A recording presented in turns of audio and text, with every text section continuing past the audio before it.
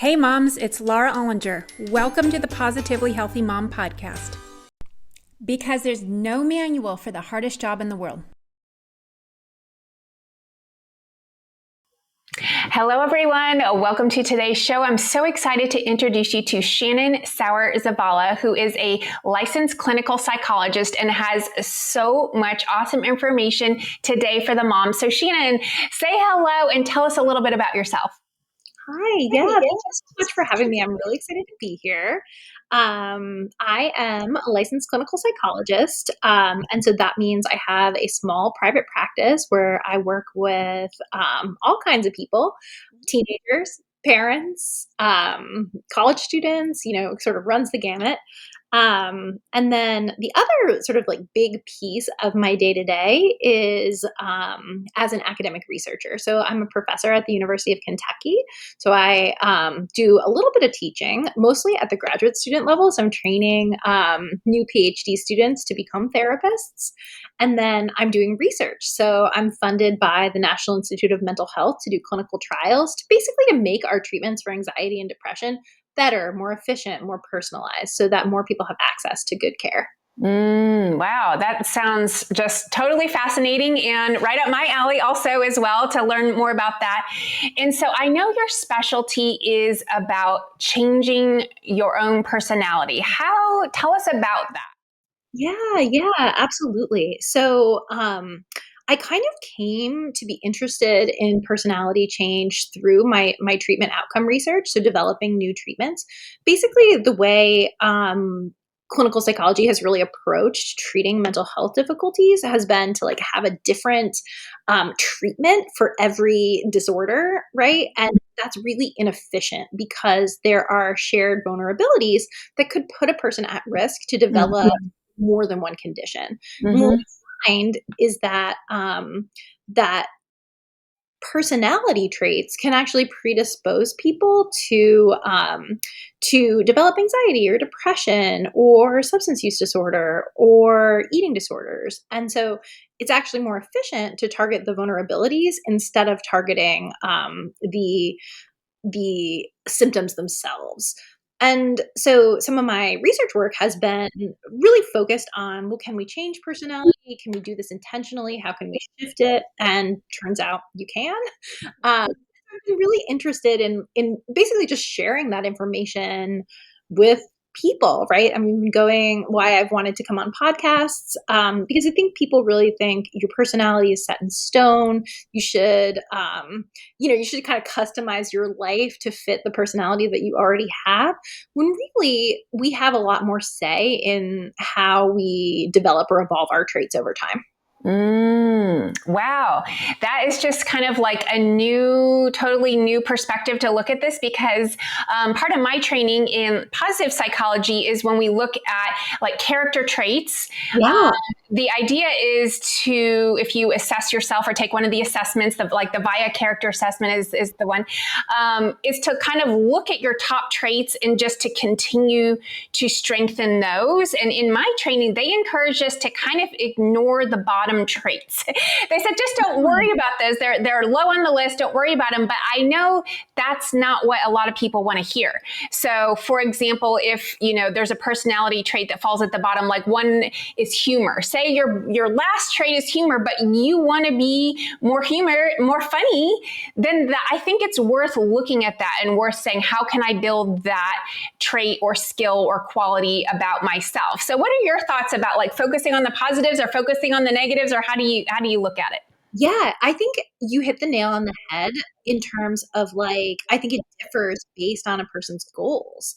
So the way I think about it, or the example I always use, is kind of introversion versus extroversion, right? Because a lot of people will kind of be quick to say that the world is built for extroverts, and we need to be kind to our introverted friends and not sort of push them to be extroverts when they're not. And that is something I fully agree with, right? So if you are the type of person who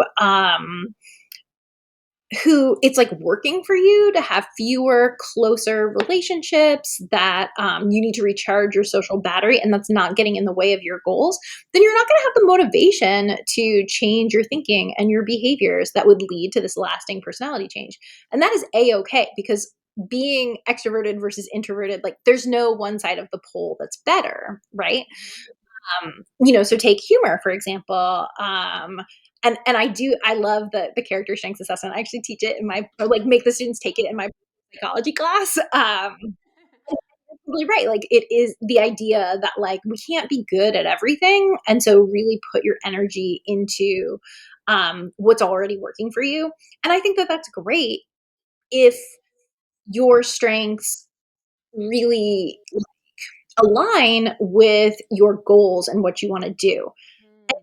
No, I think the twist here, the thing that's a little bit different is that like you don't have to change your goal or change your dream based on what the personality test tells you your traits are right now. You can develop the traits if you want, right? That's that volitional part. So how does this apply to moms? So give us like an example of how this even shows up in your practice that you work with your clients through, or just things that you see day to day out in the real world. Yeah. So I mean, I can give you two examples. One is actually like a personal example. So I'm a mom. I have a 9-year-old and I have a 6-year-old. And like, I would not really describe myself as the most patient person.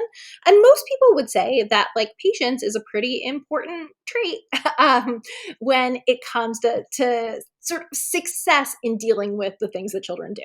um, and I'm sure I'm not in the teenage years yet, but I'm sure that applies maybe 100-fold when you're working with teens.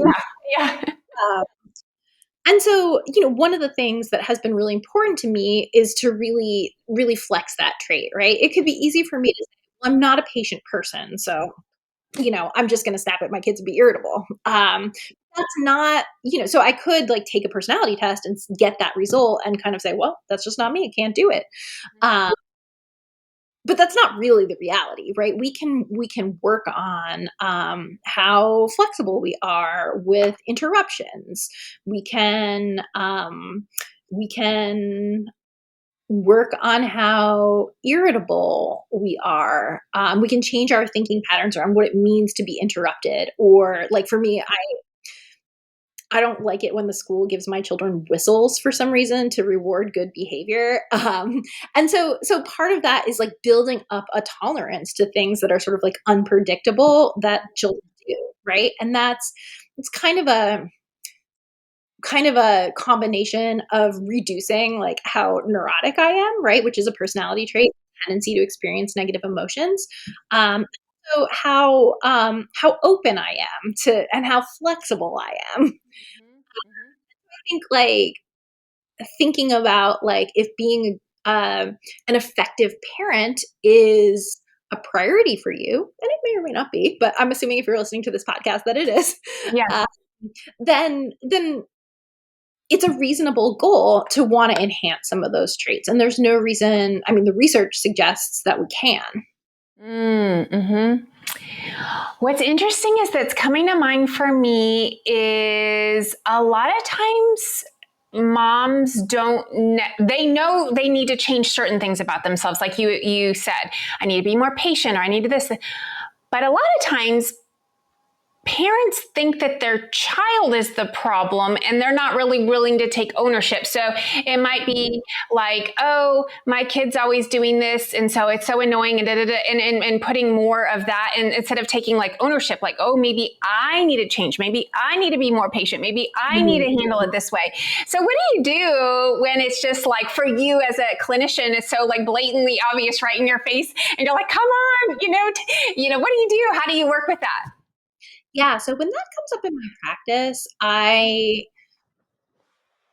think it's important to use some Socratic questioning to sort of help parents and teens kind of understand the like how their patterns are unfolding, right? And how it's a system, right? So it's not that the child is necessarily being annoying on purpose in a vacuum, right? It's that it's the parent's response and how that response might actually intensify the behavior.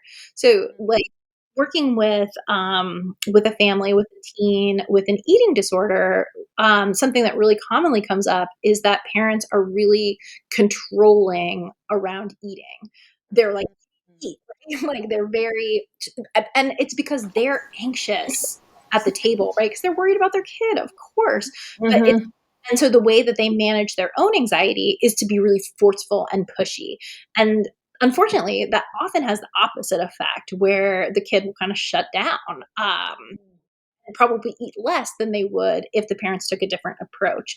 And so helping them see, one of the things that I always like to do is help people see how their behaviors make sense, right? Like why you're trying that, why it makes sense. Like you really so nervous about this. Of course, you're just like being really forceful and aggressive and yelling about it, like because it's really high stakes. Of course you are.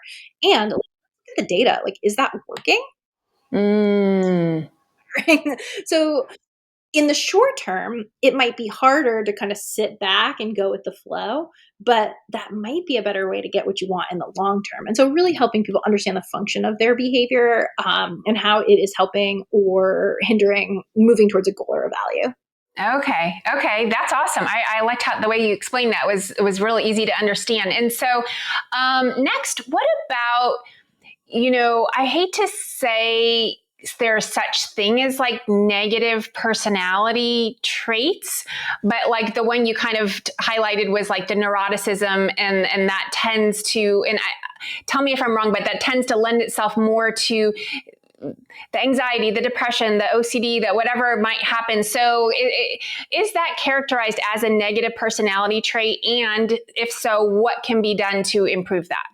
Yeah, that's a great question. So I don't personally believe that any sort of level of any particular personality trait is inherently better or worse than another. And so to kind of give the counterpoint, being really, really low in neuroticism is not great for you because you might not, you might not experience risk the same way. You might do things that are impulsive or get you into trouble.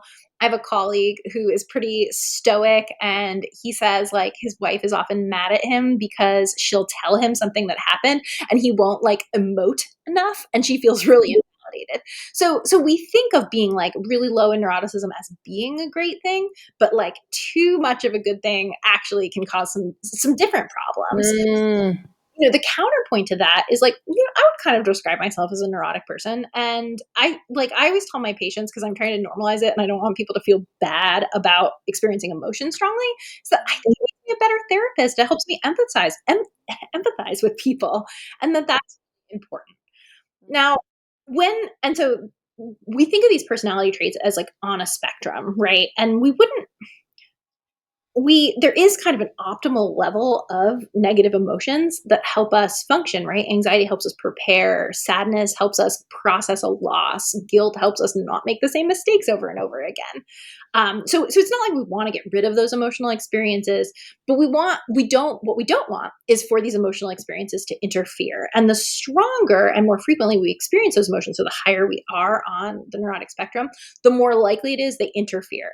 It's not the feeling the emotions themselves, though. It's the how we respond when the emotions come up. And what I find is that most of the people that I see in my practice with anxiety or depression, they don't like their emotions very much, and they do things to avoid them. And those that they do to avoid their emotions actually just make things worse for them. So somebody that panic attacks. They are probably pretty high on the neurotic spectrum. Um, they think panic attacks are really scary. And so maybe they don't go in elevators, or they don't go in movie theaters, or they don't take the stairs because like that might cause their heart rate to increase. And all of this avoidance just kind of reinforces the notion that emotions are bad. And so your world gets smaller and smaller and smaller as you avoid. And that's what an anxiety disorder looks like. And so isn't emotions, it's how we cope with them. And so the way that that in therapy is to help kind of redefine your relationship with emotions through, cognitive work, like thinking differently about emotions. It's not a sign of weakness. It's my body telling me something important is happening that I should pay attention to.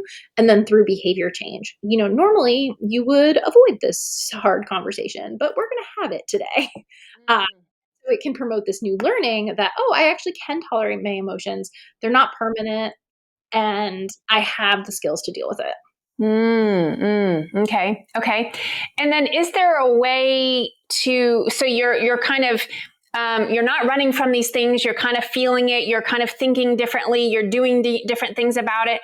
But is there a way because what's coming to mind for me is a lot of my teenage clients are very rigid thinkers. They're these black and white thinkers. And so it causes a lot of problem in the whole family. And it stresses out the mom. And then the mom is calling me and my daughter is this and right. And so I have my own coaching methods that I use to help. But I'm curious from your standpoint, how can is there a way to lessen a person's rigidity, or is it just more your ability to deal with what is already existing? I think people can become more flexible over time.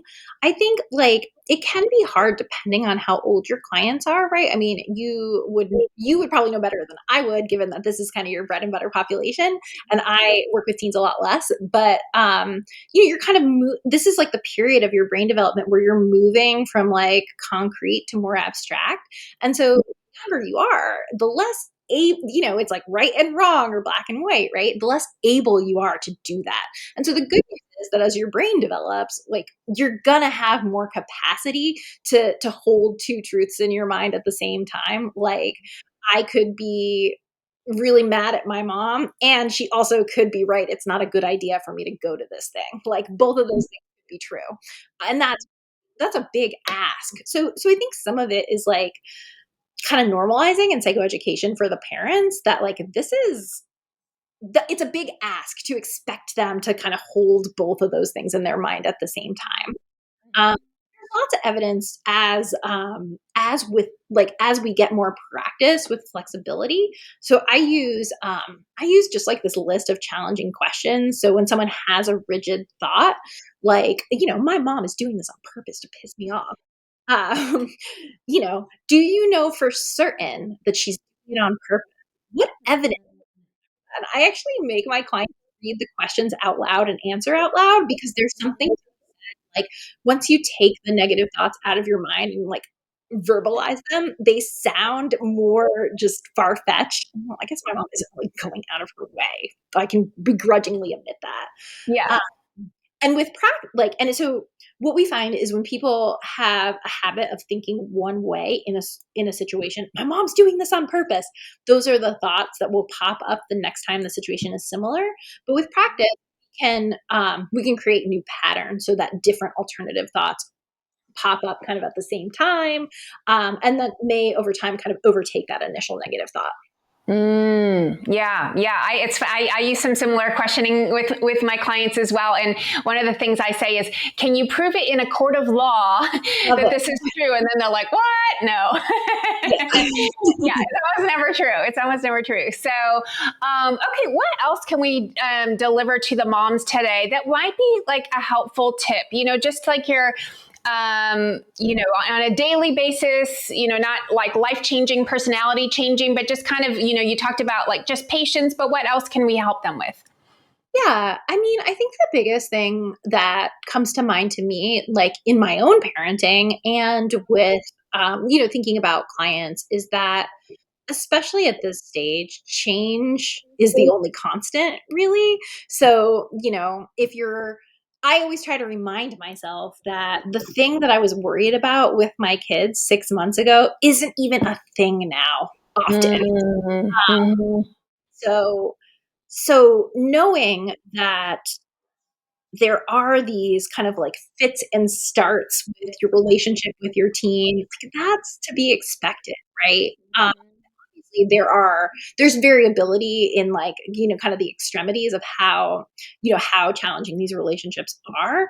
But for the most part, some of this is developmentally normal. And to kind of little bit to the personality change, what we find is that most personality change occurs after kids leave home. So, you think like that this is such an important like developmental time, and it is, right? I mean, kids are learning information about what they can expect from other people in their lives. But actually, like we see the most shifts in someone's neuroticism and their agreeableness and their openness and their conscientiousness after they leave home and they can select their own environments. So if you're worried about your kid right now, it's possible that they could change a lot when they're able, when they go off to college or when they start working, they're going to develop these traits that are going to work for them. They're going to become adults and going to probably be easier to interact with, frankly. Yes, I think that was so helpful, even for me, thinking about my own kids and, the changes that they still have a long ways to go. But more importantly, I liked the idea of just kind of having, like, holding all this loosely. I know some moms who go so hardcore into problem solving mode when something's going on with their child and they're researching it and they're doing this and they're trying so hard to fix it. And it's almost just like, whew, take a breath, take a step back. Like, this is going to evolve, whether you do anything about it or not, it's going to evolve no matter what. So I liked what you said about, 6 months from now, this probably, you won't even remember this was even an issue, things like that. So I think that was some really good advice. Is there anything else that we didn't cover that you feel like is really important to squeeze in? I don't think so. No, I mean, I think this is like the stuff when it comes to, just thinking about like personality science and how that relates to parenting. It's a good. Yeah. Well, this has been such an interesting conversation for me. And so tell us how people can find you. And I know you have a book that's coming out. So tell us about that. Yeah, absolutely. So I have a book that's hopefully coming out. I am working on the book proposal and trying to find a publisher, and it's basically going to be on actionable steps you can take for intentional personality change.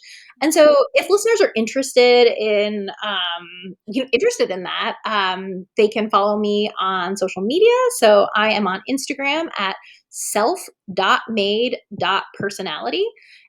And or they can visit my website where we have free personality change materials and a science-based personality test, and that is www.personality-compass.com. That sounds amazing. Okay. Well, I will be sure to check those out as well, and I'm sure our listeners will. So thank you, Shannon, so much for the time, and I really appreciate the conversation. Of course, my pleasure. Thank you so much for having me. You're welcome. Thank you for listening to the Positively Healthy Mom podcast, because there's no manual for the hardest job in the world. Don't forget to subscribe and share with your friends.